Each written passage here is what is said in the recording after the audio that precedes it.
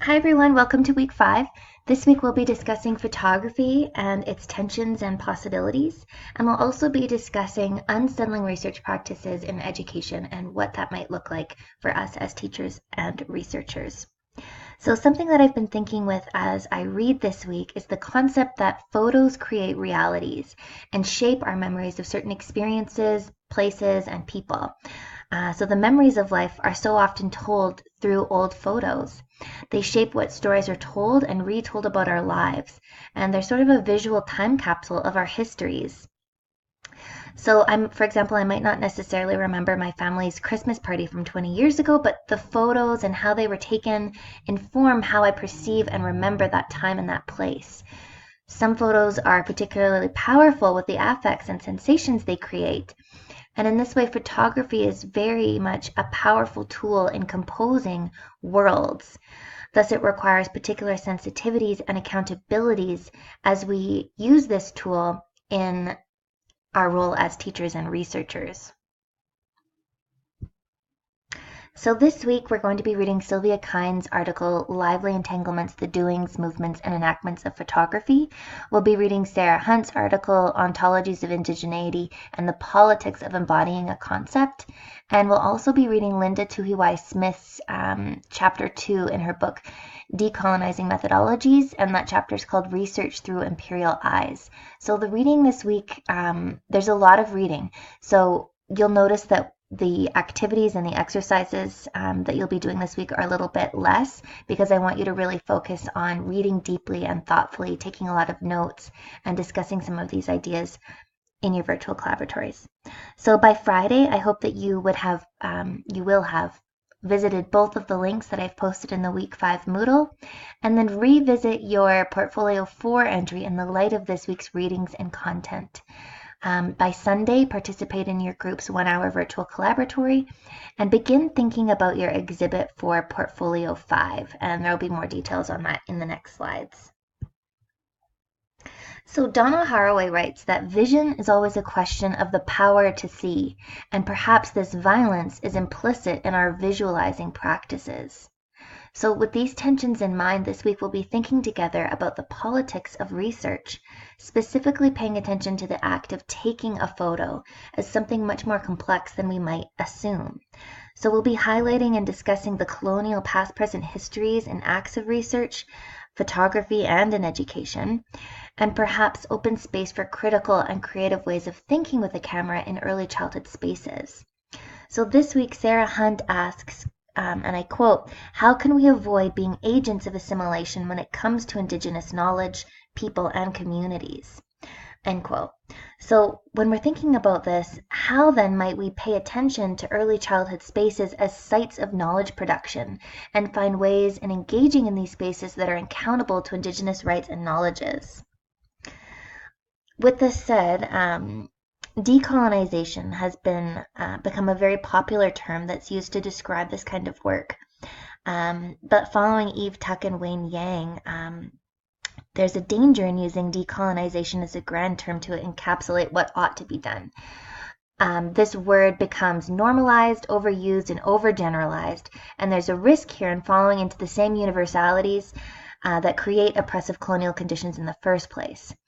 So therefore, our response in decolonizing work must be situated in the vulnerability of a moment where divergent ways of knowing something come into play, however incompletely that is, and where something becomes possible, where we resist enclosure of a dominant view.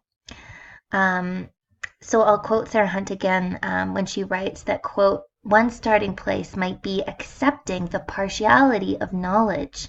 Its relational, alive, emergent nature means that as we come to know something, we attempt to fix its meaning. We're always at risk of missing something." End quote.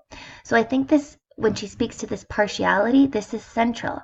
If we are to challenge our appropriative and colonizing mentalities that are so very ingrained in our minds and in the spaces in which we work, then knowledge must be conceived as never fully known or capturable. And this must also be enacted in our methodologies, so our ways of doing inquiry.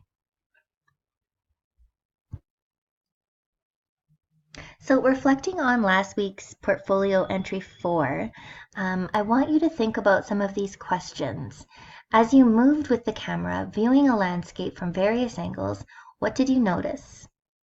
How did perspectives change, and how did this inform your understanding of the landscape? As you moved through the lens, what was not pictured? What kind of worlds might this picture speak of? And also, how does this photo position the object in focus?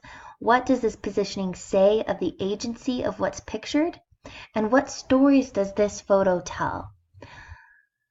So this will also be posted on Moodle for you to think with.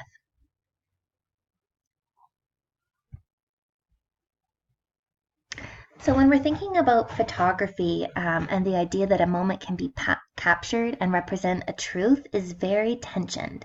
So in this week's reading by Sylvia Kind, Sylvia highlights that photography has been used to explore the otherness of certain groups of people, to classify body types of criminals, document race types, categorize pathology and deviance in human subjects. And it's been used for regulation, categorization, and surveillance. So with that said, the language of photography itself is quite oppressive and even violent, as we use words like capture, expose, take, point, shoot in these practices. So Sylvia also writes that photography has a particular voyeuristic gaze, a patriarchal lens that attempts to objectify and subjugate others, or those who are being photographed. And it often emphasizes a Eurocentric way of looking and renders uncomplicated and static representations of what are really complex phenomena. So there's very much a separation and inherent superiority of the looker over the looked at, and sort of a static view of what it is that we're looking at.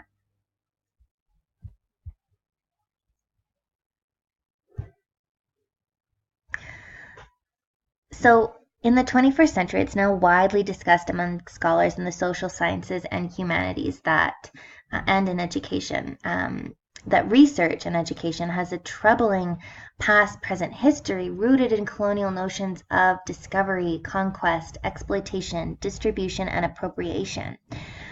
Beginning in the 15th century, during economic expansion of Western Europe, social research historically has been a significant tool in the settler colonization of indigenous land and bodies in what is now known as North America. So it's been very much been used as a tool in the scientific acquisition of truth through the classification of phenomena, and as such is simultaneously encoded in colonial discourses, which, as Stanley Hall has argued, imply hidden rules about people and what counts as human. So from early studies which examine the skull sizes of indigenous peoples to predict brain capacity, to more recent ventures identifying psychological factors in the bodies of individuals, such as the disproportionate amount of suicide among Indigenous peoples in Canada, and ignoring the social and structural conditions that create these problems.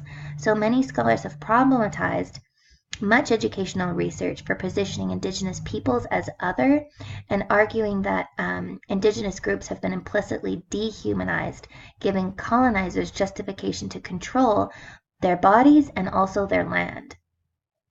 So today, these legacies are very visible in research and in education. And this week in our readings, as Linda Tuhiwai-Smith argues, that this allows the flow of dominant knowledge to operate through knowledge economies, where certain truths are privileged through larger and social and economic structures.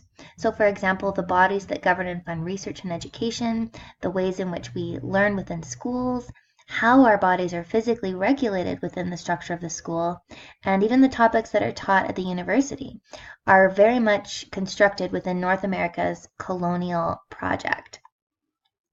So as some of our readings this week point to, these frameworks of research and of representation have significant implications on the social distribution of power, and as Spivak has previously said, allow certain noise to be heard. There are certain stories that are told through many of the representational ways of knowing that are dominant in North America. So This is a famous quote now from Linda Tuhiwai-Smith.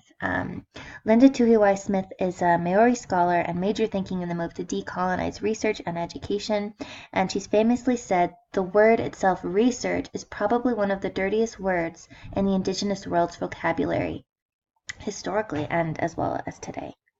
She argues that a positivist or scientific paradigm desire to attain and disseminate the truth of peoples in their entirety is an extension of a colonial desire to manage and control land and bodies and preserve an image of what Western civilization stands for, dissolving indigenous peoples' ways of knowing by appropriating it into existing Western frameworks and discrediting it as invalid.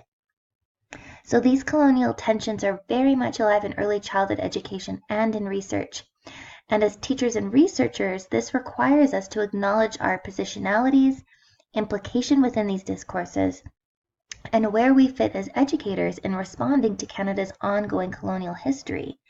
And I think this week we'll be very much thinking about how we might do this methodologically, with methodologies and pedagogies that create more possible ethical spaces, not in the pursuit of moral purity, because I think this is in many ways a myth, but toward more livable and possible futures, thinking with research practices and ways of seeing and being in the world that do not subsume difference into the same.